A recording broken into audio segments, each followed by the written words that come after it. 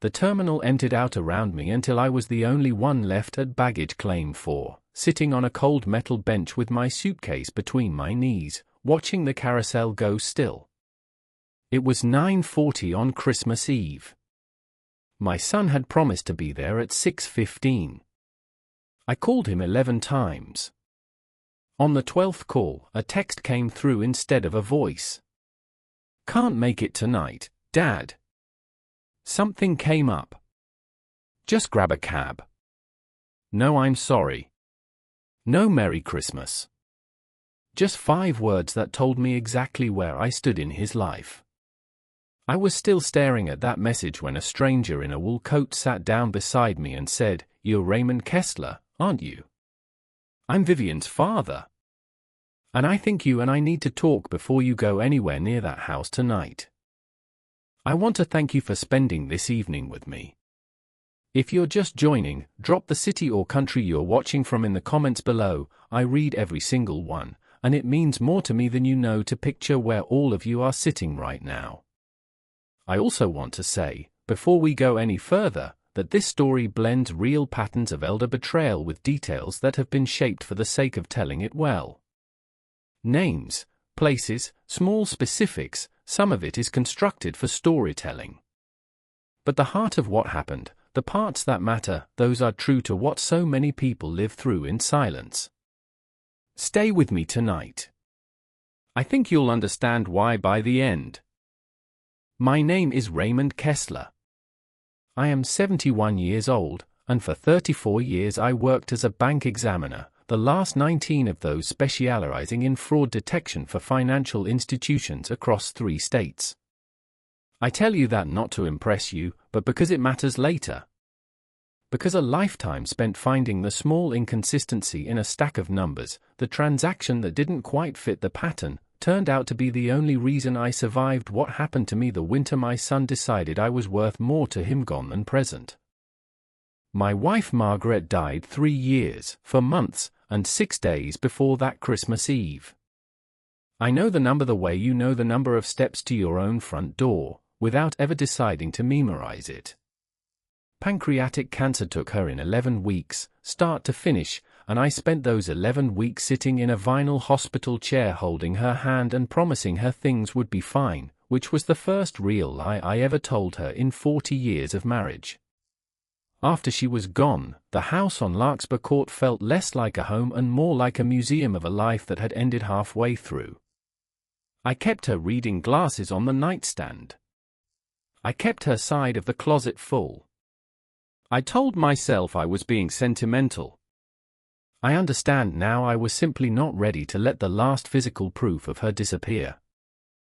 Our son, Owen, was 38 that Christmas. He'd married Vivian Ashford 4 years earlier, a striking, composed woman from a family with real money. Her father, Charles Ashford, had built a commercial real estate company from nothing into something worth, by public estimate, upward of $90 million. Owen had always been ambitious in a way that worried Margaret more than it worried me. She used to say, "That boy wants to arrive somewhere before he's finished the walk." I thought it was just youthful hunger. I didn't understand until much later what hunger like that can turn a person into when it isn't fed. Owen had started a logistics software company 2 years before that Christmas, something involving supply chain tracking, funded partly by his own savings and partly, I would learn, by a private lender named Derek Foss who did not extend grace periods and did not send polite reminders. By that December, Owen owed Foss $210,000, with a balloon payment due the 2nd week of January. I did not know any of this on Christmas Eve. I only knew that my son had asked me to fly out to Denver to spend the holiday with him and Vivian, that I had bought a ticket the moment he asked because it was the first invitation he'd extended since Margaret's funeral, and that he had left me sitting in an airport like a piece of forgotten luggage. Charles Ashford was 65 years old that night, silver-haired, dressed the way wealthy men dress when they've stopped needing to prove anything with their clothes, good wool, no logos, shoes that had clearly been resold rather than replaced. He had a face built for negotiation, patient and unreadable, but when he sat down next to me at that baggage carousel, there was something almost apologetic in it. "I was picking up a business partner on the red eye," he said. "So you sitting here for the better part of an hour and put it together from a photo Vivian showed me once. You look exactly like Owen, just with better posture." He almost smiled. "Has anyone come for you?" "My son was supposed to," I said. "He's not answering." Charles was quiet for a moment, and something moved behind his eyes that I didn't understand yet, a kind of calculation, the look of a man cross-referencing a fact against a suspicion he'd been carrying for a while. "Mr. Kessler," he said, "I don't think you should go to that house tonight without me. Get your bag. Let's get you somewhere warm, and let's talk. I want to be honest with you about that moment, because it is the hinge this entire story swings on." I had every reason to say no. I had never met this man. He was a stranger with money and a car, and every instinct a cautious person carries should have told me to call another relative, wait for a cab, handle this alone the way I had handled every hard thing since Margaret died.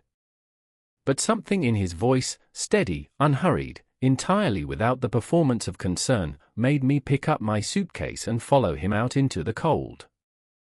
If any of you have ever sat in an airport on a holiday, abandoned by someone who was supposed to love you enough to show up, you already understand the particular loneliness I'm describing. If you haven't, I hope you never do.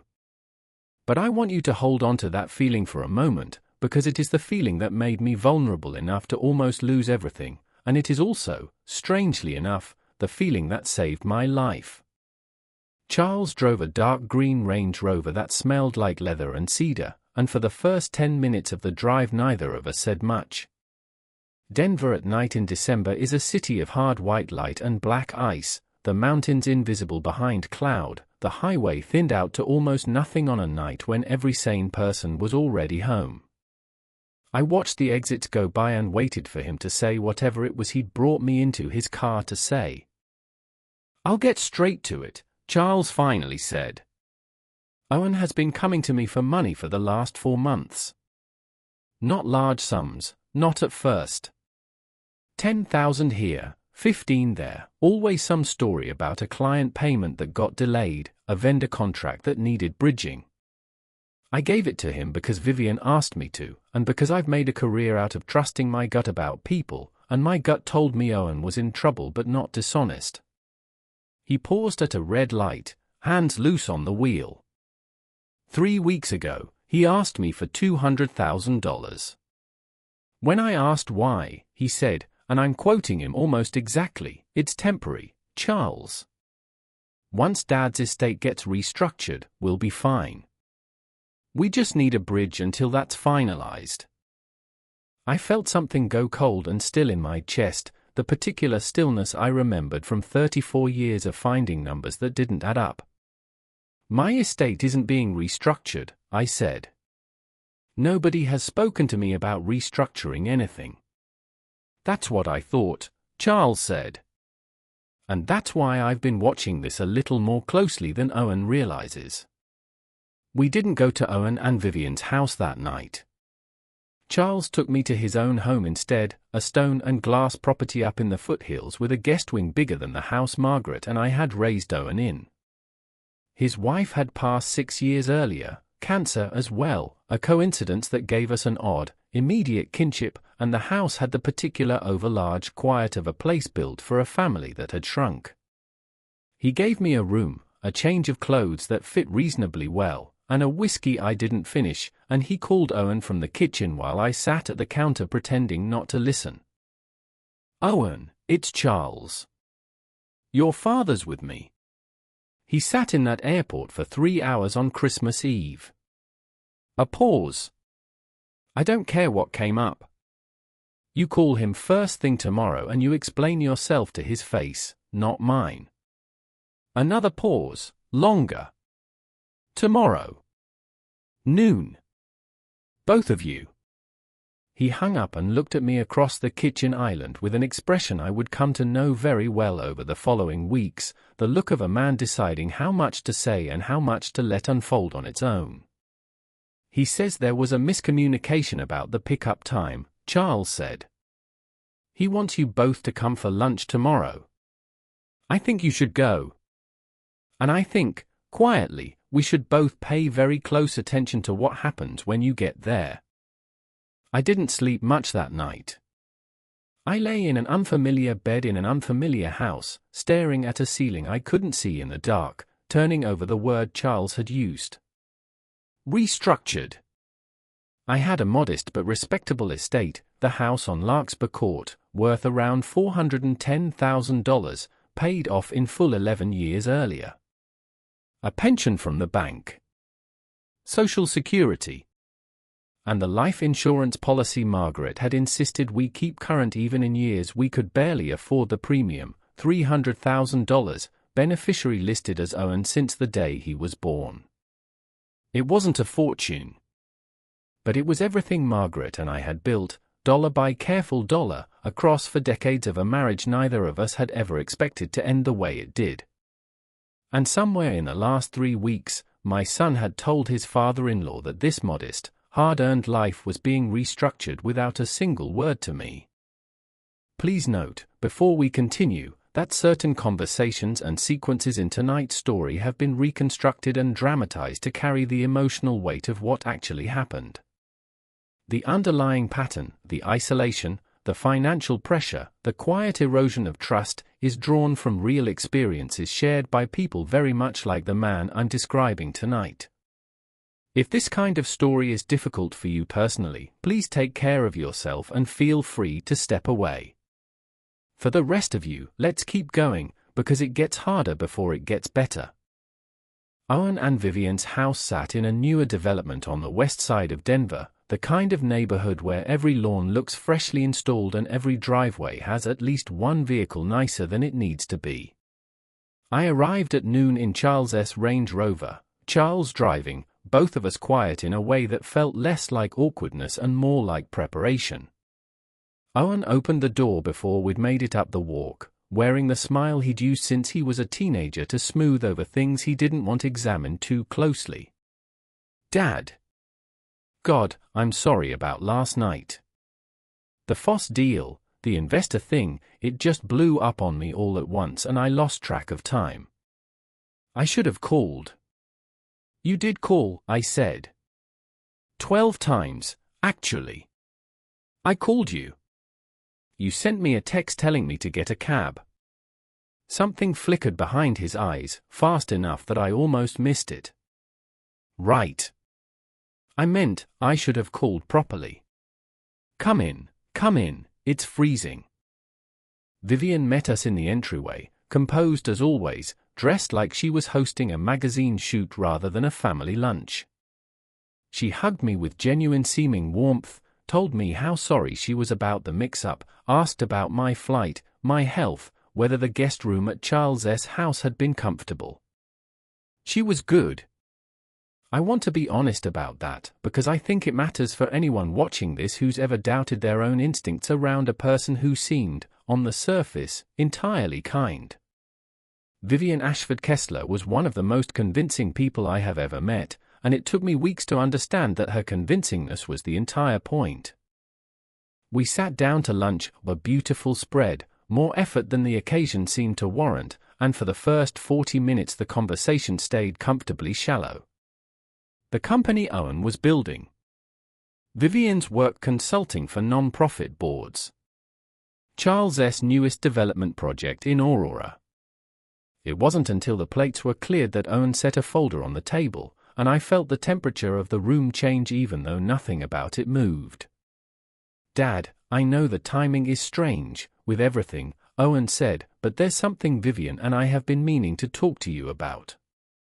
For your own protection, really.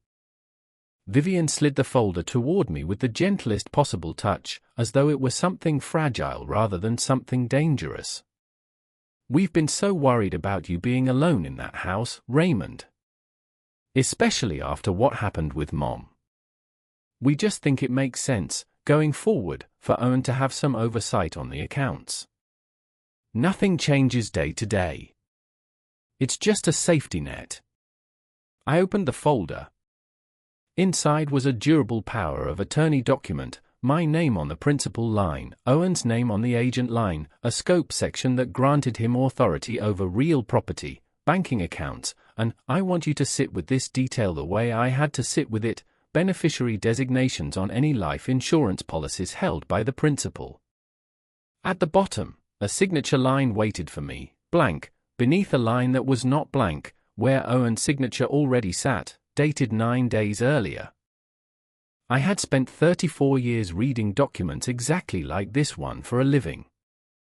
I did not need to read it twice to understand what I was looking at. "You've already signed this," I said quietly. "That's standard," Owen said, too quickly. "The agent signs first, then the principal." "It's just paperwork, Dad." I looked at Charles across the table. He hadn't touched his coffee. His face had gone very still, the same stillness I'd seen the night before when he first mentioned the word restructured, except now there was something harder underneath it, something that told me he was recalculating everything he thought he understood about his son-in-law in real time. "I'll think about it," I said, and closed the folder, and I want you to understand that those 4 words, "I'll think about it," were the single bravest thing I said in that entire conversation, because every instinct in my body was screaming at me to sign it just to make the discomfort in that room disappear. That is how it works. That is how people my age get talked out of everything they've spent a lifetime building. Not through threats. Through discomfort, and love, and the desperate hope that the people asking really do have your best interests at heart. If you are with me so far, if this story is landing the way I hope it is, go ahead and drop the word family in the comments below. I want to know who's still here before we go further, because what I found out over the following 3 weeks is going to be difficult to hear, and I don't want anyone walking into it unprepared. And again, some names, some specific exchanges in what follows have been reconstructed for the sake of the story. The substance of what happened is not exaggerated. I stayed in Charles's guest wing for the remainder of my visit rather than going to Owen and Vivian's, a decision I framed to Owen as wanting to give Charles some company over the holidays, which was a lie, but a smaller one than the lies being told to me. Charles didn't ask why I made that choice. He simply had the guest room made up properly and told his housekeeper I'd be staying through New Year's. On the second night, after Owen and Vivian had gone home and the house had gone quiet, Charles found me in his study, a room lined with the kind of books that get read rather than displayed, and set 2 glasses of scotch on the low table between us. "I need to tell you something, Raymond, and I need you to hear it the way it's meant, not the way it might sound." He sat across from me, forearms on his knees. I've built a company by knowing when someone is lying to me before they finish the sentence. I've watched my son-in-law lie to me at that lunch table today, and I let it happen because I wanted to see how far he'd go with you sitting right there. I think Owen is in far worse financial trouble than he's told either of us. And I think that folder wasn't paperwork. I think it was the first move in something much larger. "What makes you say that?" I asked, though some part of me had already arrived at the same conclusion on my own, the way you arrive at a verdict you've been avoiding for days. "Because 4 months ago," Charles said, "Vivian asked me, almost in passing, whether life insurance payouts to a beneficiary are typically contestable if the policyholder is later found to have diminished capacity. I told her it was an unusual question for a casual conversation. She said she was just curious. I didn't think about it again until last night." I sat with that for a long moment, the scotch untouched in my hand, and felt something settle into place inside my chest, cold and clear the way it always had when a set of numbers finally revealed the fraud they'd been hiding. My son and his wife were not asking about my estate out of concern. They were asking about it because they had already begun deciding, quietly, in conversations I wasn't part of, what would happen to it once I was no longer capable of objecting. I need to see everything, I said. Every document, every conversation, every dollar. If I'm going to be wrong about my own son, I want to be wrong with proof in my hand, not a feeling in my chest. Charles nodded slowly, and something passed between us in that moment that I can only describe as the beginning of a partnership neither of us had asked for and both of us, in some strange way, needed. Then we do this properly, he said. I know a private investigator who's done work for me before. Discreet, thorough, licensed. And I have an attorney, Diane Whitfield, who specializes in exactly this kind of situation, elder financial exploitation, contested capacity claims, fraudulent instruments. If your son is doing what I think he's doing, we're going to need both. Diane Whitfield came to Charles' house 2 days later, a woman in her 50s with the calm, unhurried manner of someone who has seen every version of family betrayal there is and stopped being surprised by any of them. She listened to the whole story without interrupting, took notes in a leather folio, and when I finished, she set her pen down and looked at me directly. Mr. Kessler, I want to be very clear with you before we go any further. If what you've described is accurate, this isn't a family disagreement. A power of attorney with your son's signature already affixed, presented under pressure, with a scope that specifically includes beneficiary changes, that's not standard estate planning. That's the architecture of a scheme. I've seen it before, and it usually doesn't stop at one document. What do we do? I asked. First, you don't sign anything. Not now, not under any pressure, no matter how it's framed. Second, we find out exactly how deep this goes before your son knows we're looking. And third, she glanced at Charles, we need someone who can gather information without alerting them that anyone's paying attention.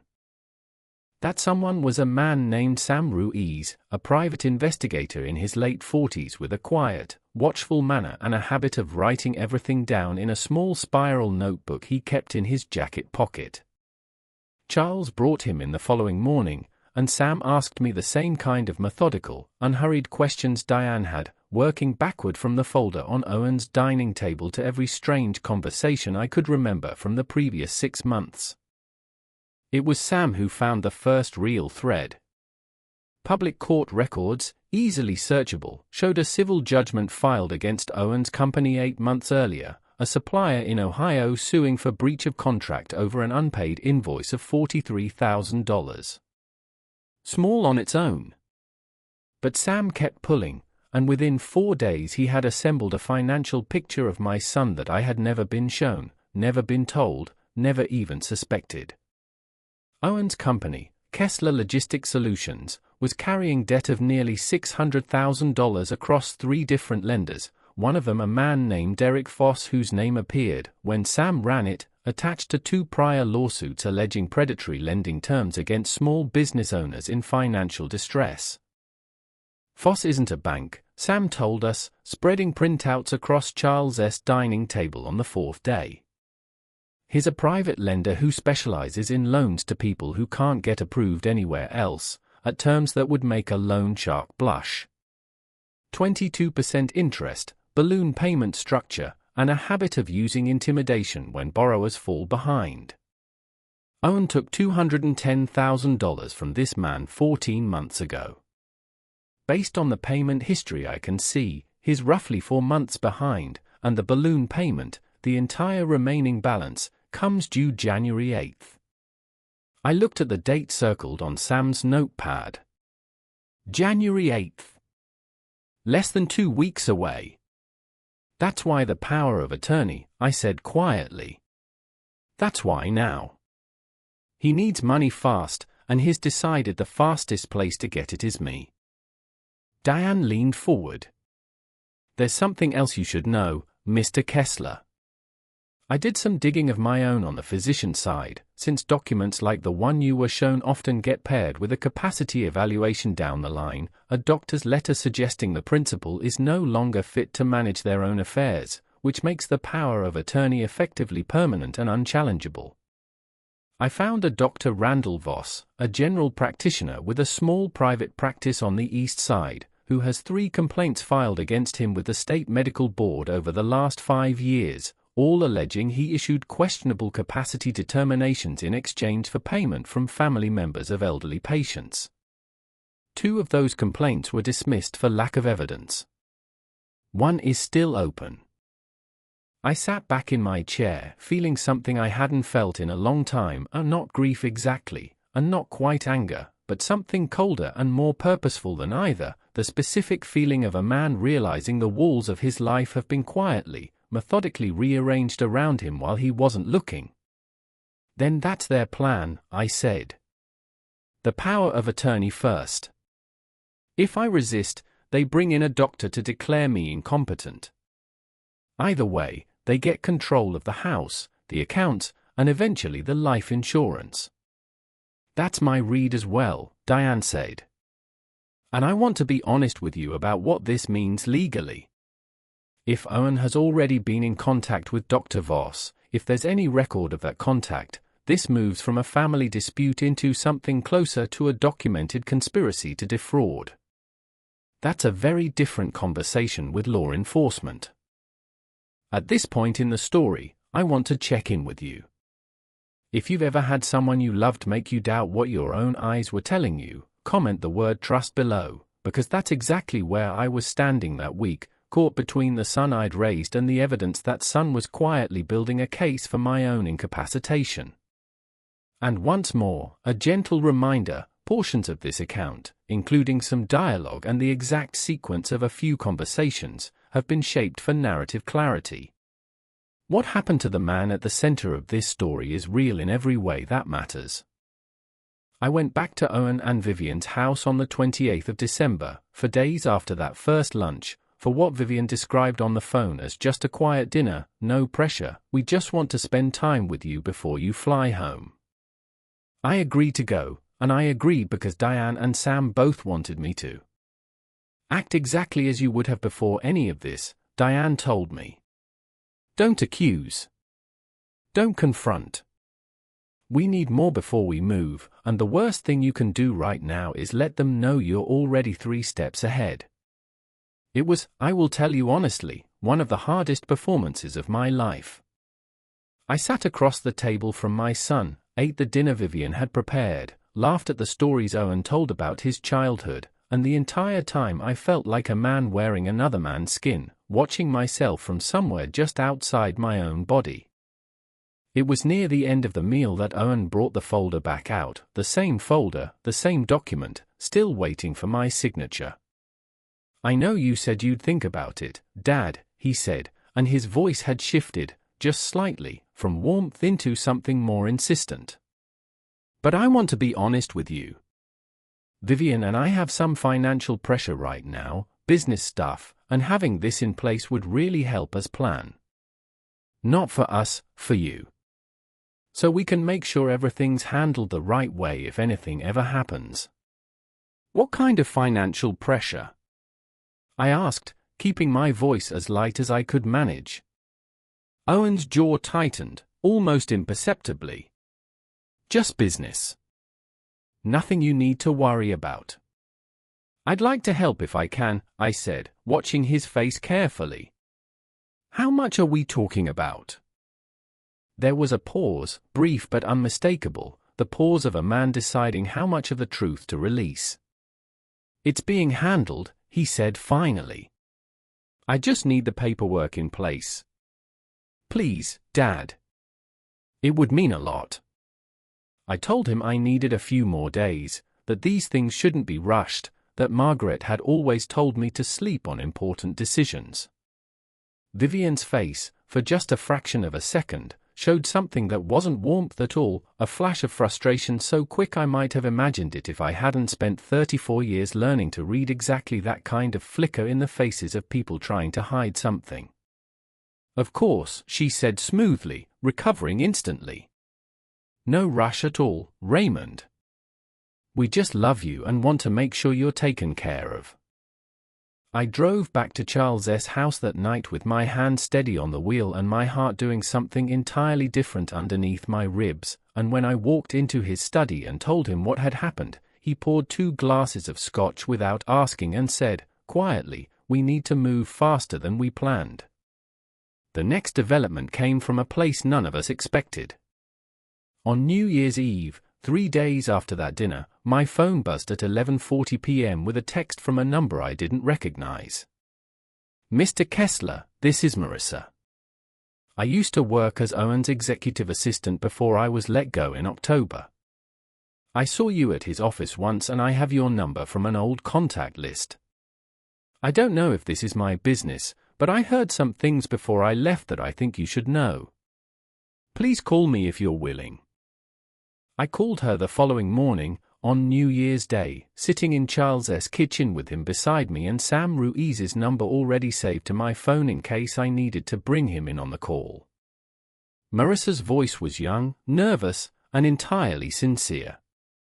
"I was let go because I asked too many questions," she told me. But before that, I overheard Owen on a call with someone named Derek, I think it was the lender, back in November.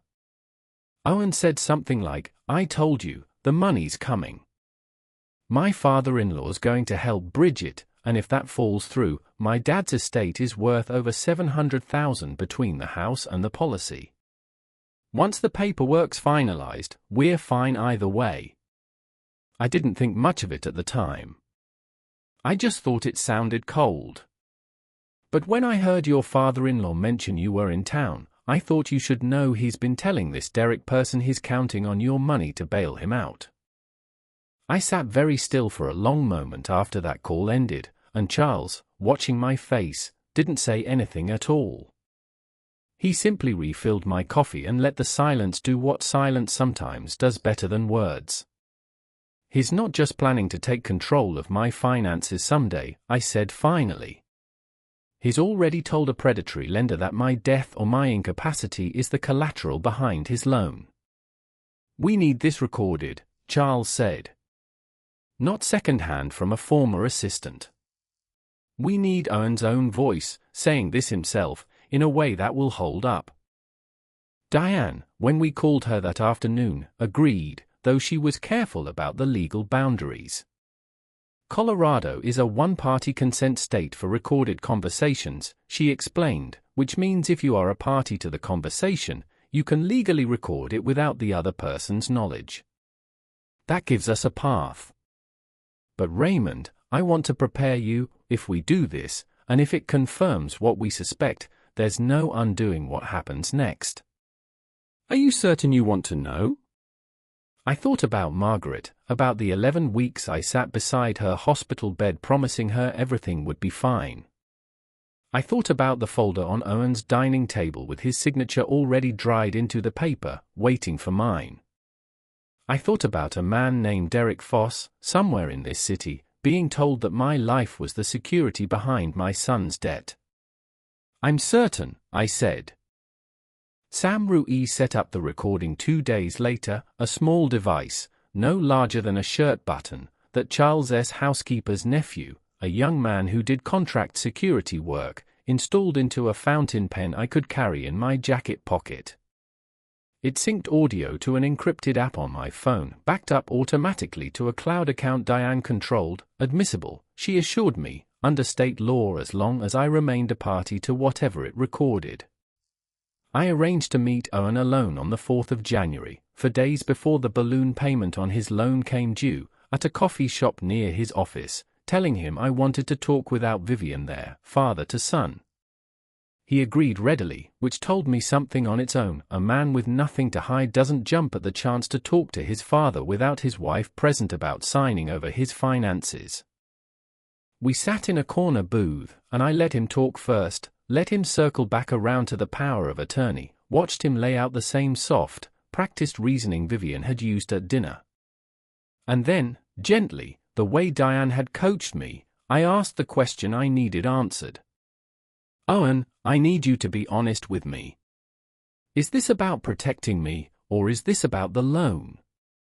His face went through several things in quick succession: surprise, calculation, something that might have been shame if I let myself believe it, and finally a kind of exhausted resignation that told me, more than any words could have, that the performance was finally cracking.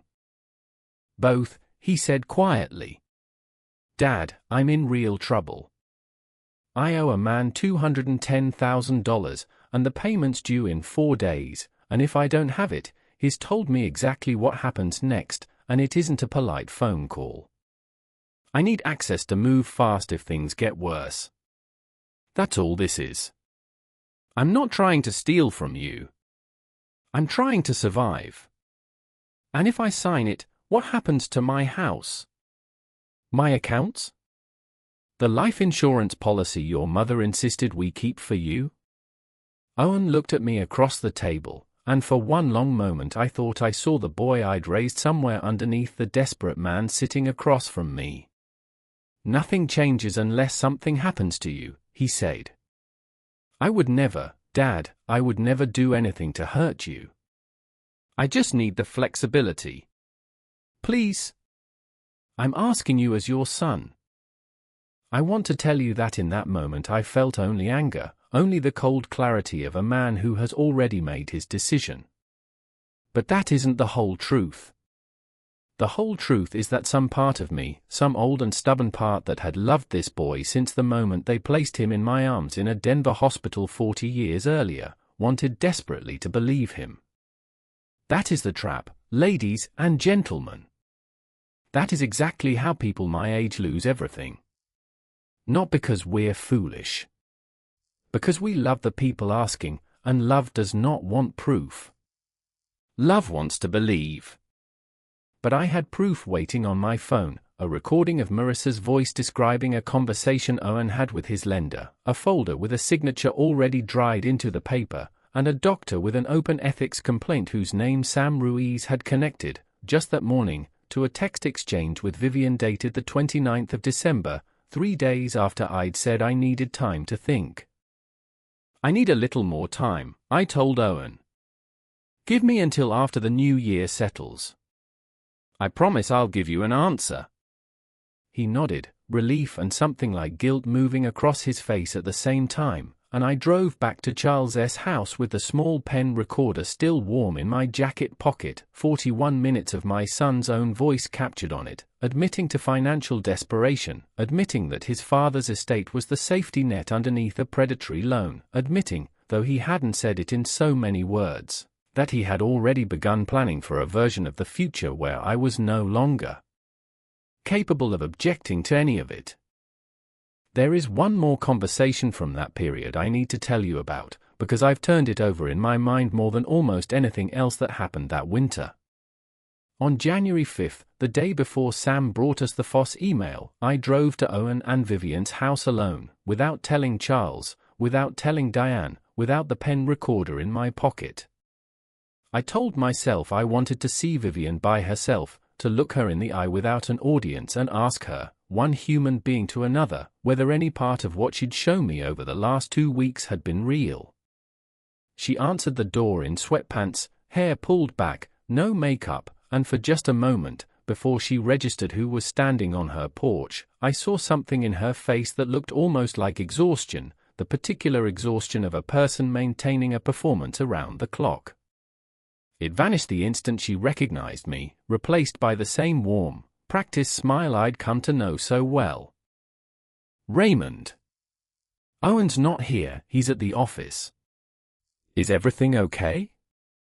"I came to see you," I said. "Can I come in?" She hesitated, just barely, and then stepped back to let me through. We sat in her kitchen, the same kitchen where she'd served me lunch 2 weeks earlier, and I asked her the question I'd driven over there to ask. "Vivian, do you love my son?" She looked at me like the question had caught her somewhere she wasn't prepared for. "Of course I do." "Then help me understand something," I said. "If you love him, why does saving him require destroying his father? There have to be other ways to get him out of debt. Other lenders. A payment plan. Even bankruptcy, as painful as that would be. Why does it have to be my house? My life insurance? Why does it have to involve a doctor? For one long moment, she didn't answer, and in that silence I watched something calculating move behind her eyes, the same look I imagined she'd worn in 100 rooms before this one, weighing exactly how much truth a given moment could afford. Because it's the fastest path, she finally said, quietly, almost gently, as though she were explaining something reasonable to a child. Raymond, you're 71. You live alone. You don't need a $400,000 house you're rattling around in by yourself. That money would save my husband's business, save our marriage, honestly, and give you something too. You'd never have to worry about a nursing home, or medical bills, or being a burden on anyone.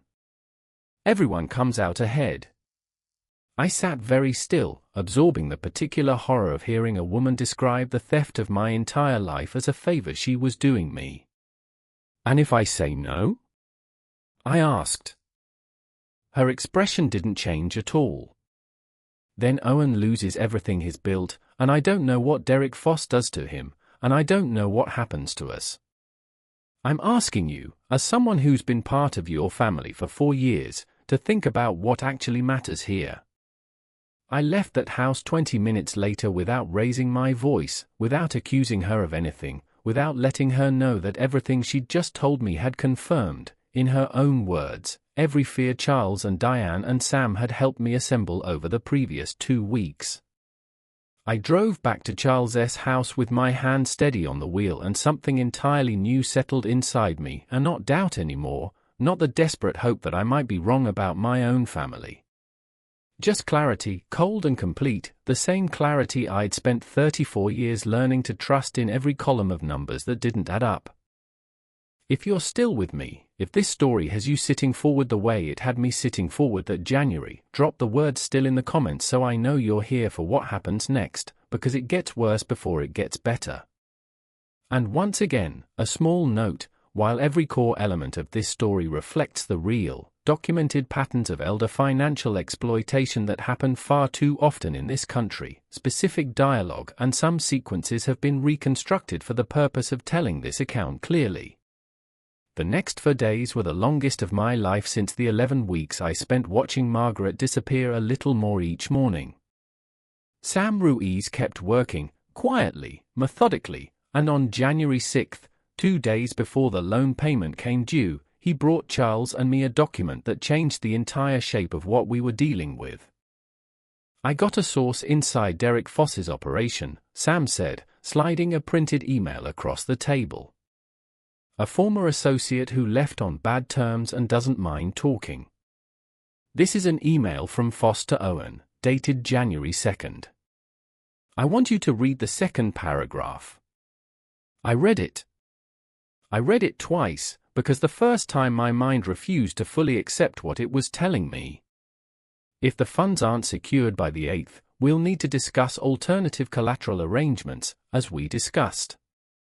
Your father-in-law's development portfolio, or the Larkspur property and associated policy, whichever can be finalized fastest. I'd strongly suggest having the paperwork ready either way.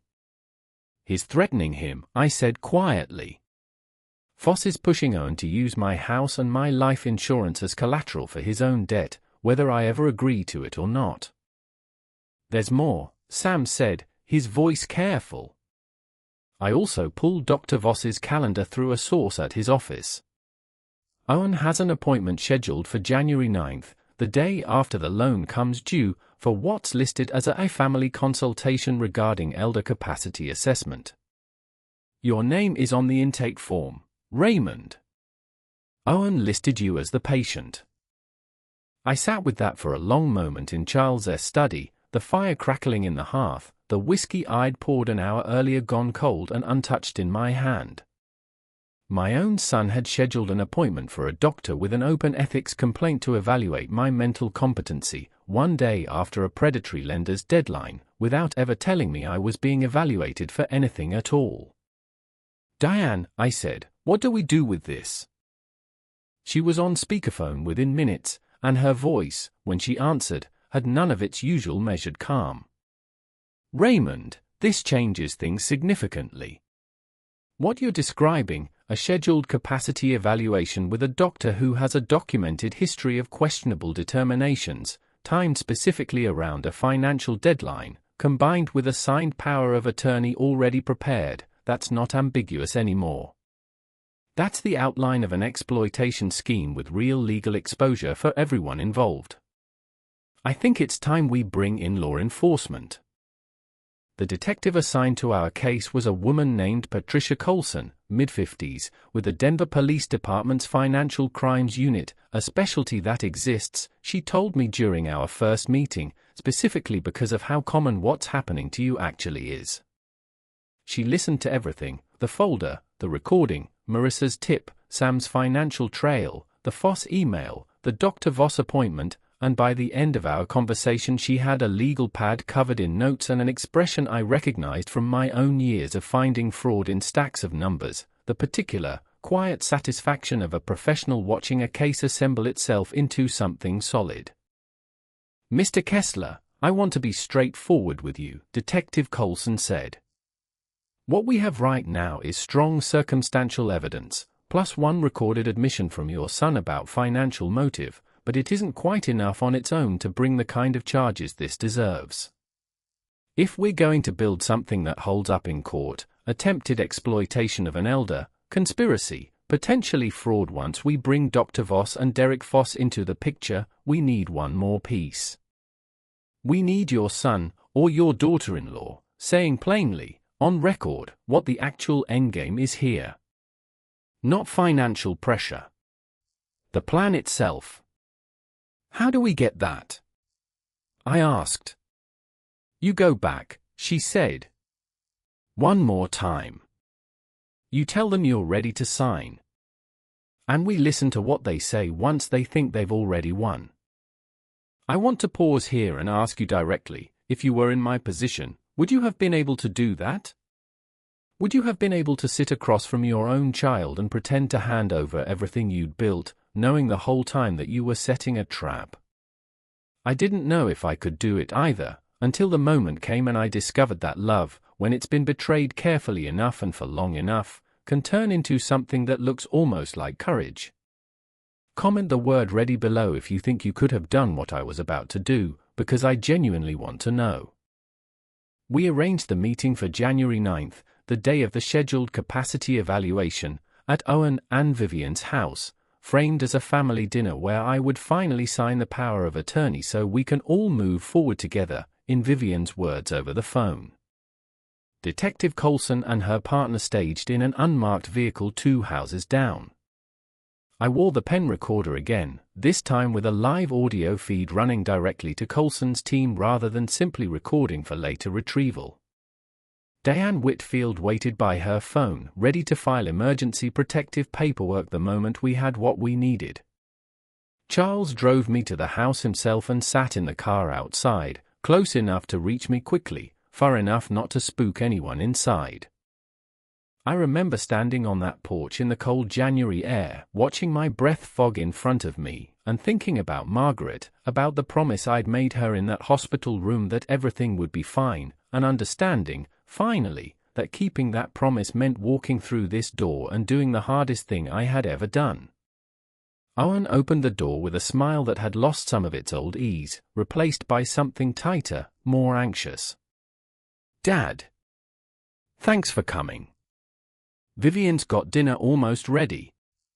Vivian greeted me warmly, as she always did, and we sat down to a meal I barely tasted, and when the plates were cleared, Owen brought out the folder one final time, and I signed my name at the bottom of the first page while my hand, I am not ashamed to tell you, shook slightly with the effort of pretending this was anything other than the hardest lie I had ever told. "Thank you, Dad," Owen said, and there was real relief in his voice, relief so total it told me everything about how much weight this moment carried for him. "You have no idea what this means." "I want to understand something first," I said, keeping my voice as gentle and as slow as I could manage. "Just so I know it's really settled in my own head. If something happens to me, if I get sick, if I'm not able to make decisions anymore, what happens to the house? To the policy? Vivian answered before Owen could, her voice smooth, almost soothing, the voice of someone explaining something simple to a person she believed was no longer capable of complexity. Everything transfers to Owen, Raymond. That's the whole point of the document. The house, the accounts, and yes, the insurance payout goes directly to him rather than through probate, which just makes everything faster and easier for everyone. And Dr. Voss, I said carefully. Owen, you have an appointment with him tomorrow. Under my name. The silence that followed was total. I watched my son's face go through the same collapse I had watched at the coffee shop days earlier, except this time there was no coffee shop privacy to soften it, no chance to recover with a careful half-truth. How did you, he started, and then stopped, and Vivian's composed expression finally, completely broke. It's just a precaution, Vivian said quickly, too quickly, the Polish gone from her voice entirely. In case the paperwork ever gets challenged. It's standard practice. It doesn't mean anything is actually wrong with you. It means, I said, my voice steadier than I felt, that you scheduled a doctor to declare me incompetent before I'd even agreed to sign anything. It means the two of you built a plan to take my house, my savings, and my life insurance, and you built a backup plan in case I said no. Didn't you? Owen's face had gone white. Dad, please, let me explain. Explain what happens if I don't cooperate, I said. Explain what Derek Foss told you about alternative collateral if the loan isn't paid by tomorrow. Explain that. The name landed in that room like a dropped glass. Owen's mouth opened and nothing came out. Vivian stood up so fast her chair scraped hard against the floor. How do you know that name?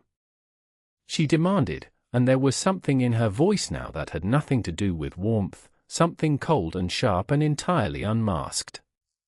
Because your husband told a predatory lender that my death or my incapacity was the collateral behind his debt, I said. Because you scheduled a doctor with an open ethics complaint to examine me under false pretenses. Because for the last 3 weeks, everything either of you has said to me has been a performance designed to take everything I have left. Dad, it's not what you think, Owen started, his voice cracking. Then tell me what it is, I said. Tell me the truth, right now, and maybe there's still a version of this where you're my son and not a stranger wearing his face. And then Owen said the thing that ended it, the thing that, when Detective Coulson's team played it back for me weeks later in a small conference room at the district attorney's office, made even the hardened prosecutors in the room go quiet. I didn't have a choice, Dad. Foss said if I couldn't pay, he'd take it out of me directly, and I have a family to protect. I figured you're 71, and one way or another, that money was going to come to me eventually. I just needed it sooner. I sat very still, listening to my son admit, in his own voice, that he had calculated the value of my continued life against a debt he owed to a dangerous man, and decided the debt mattered more. The front door opened 4 minutes later. Detective Coulson and 2 uniformed officers came through it, and I want to tell you honestly that I felt no triumph in that moment, none of the satisfaction you might expect from a man who had just proven himself right about the worst thing he could imagine about his own child. I felt only a grief so total it had no bottom, the particular grief of watching the last illusion of a life you'd built collapse in front of you in real time. Charles came in behind the officers, and he put his hand on my shoulder, and neither of us said anything at all, because there was nothing left to say that the silence didn't already understand.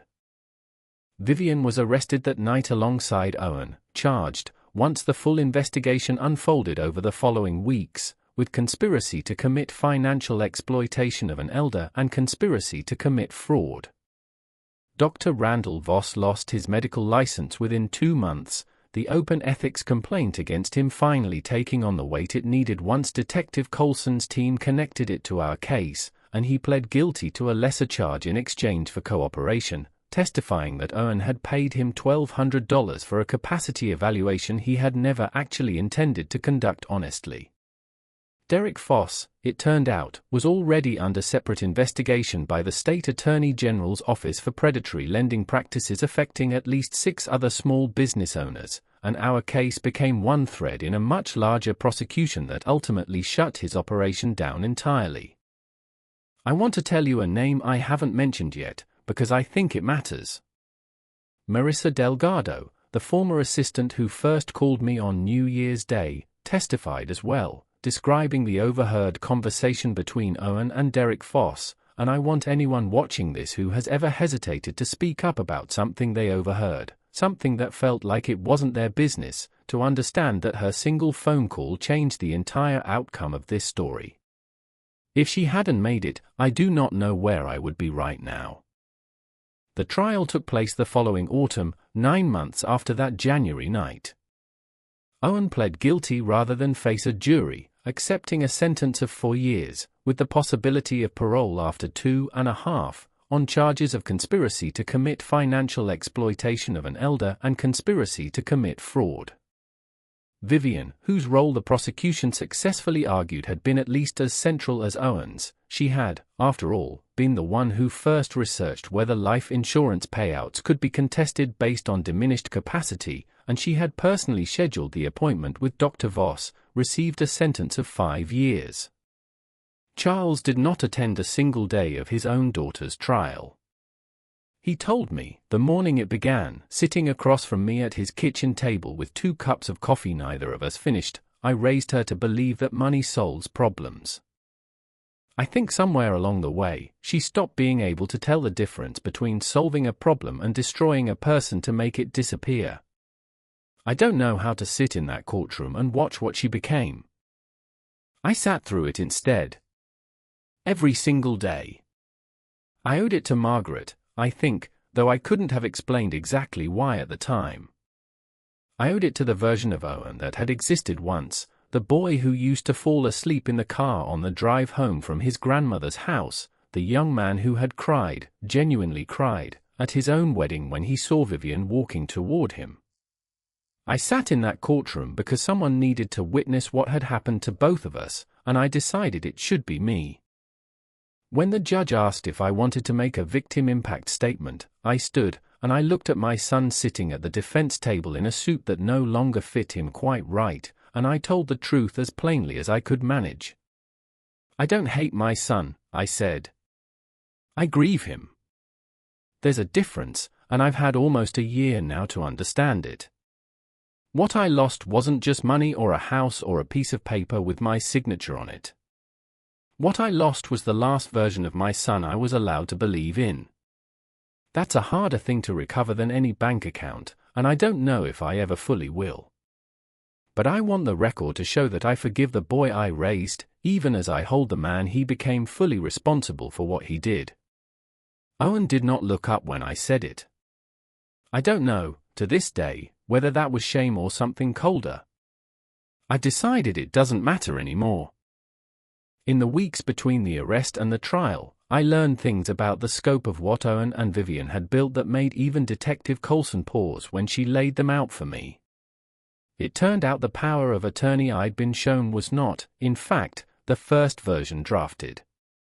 Diane's team, working through discovery once the case moved forward, uncovered an earlier draft on Vivian's laptop dated back in October, nearly 3 months before that Christmas Eve at the airport, which meant the entire visit, the invitation to fly out for the holidays, the warmth at that first lunch, even the abandonment at baggage claim, which Sam eventually confirmed had been deliberate, timed specifically so that I would arrive vulnerable, cold, and alone into whatever arrangement.